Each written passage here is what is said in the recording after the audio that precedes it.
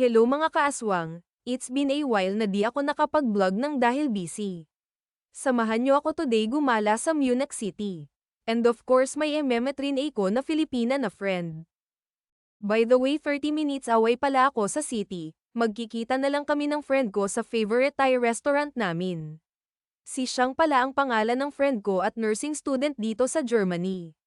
Last February birthday ni Shang kaya binilhan ko siya ng lipstick na CD, means Cardo Dalisay. Charot, Christian Dior pag sosyal, dahil yan po ang bet na bet niya na lipstick.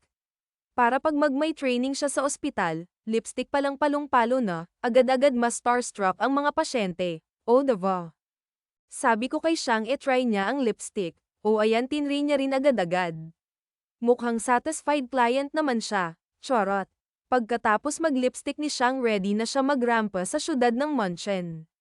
Baka sa lipstick niya na Cardo Dalisay, Christian Dior pag sosyal, makakahanap na siya ng Eurofam, at isa na rin siya sa mamayang nakaahon sa kahirapan.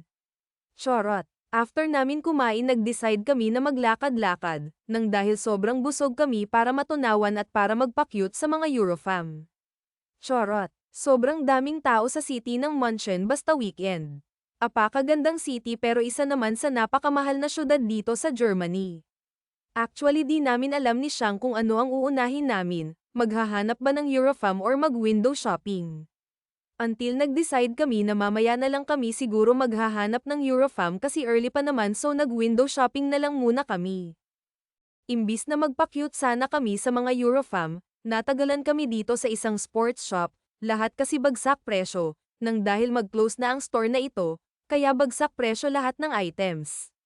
So nabudol na naman ako bumili ako ng mga snorkeling gear for my vacation soon. After namin nabudol ni Shang nag-decide na lang kami na next time na lang kami magpa-cute sa mga Eurofam nang dahil ang priority namin is magkape after shopping. Charot. See you next time mga kaaswang, hanggang dito na lang. Daghan kay tao. Dami.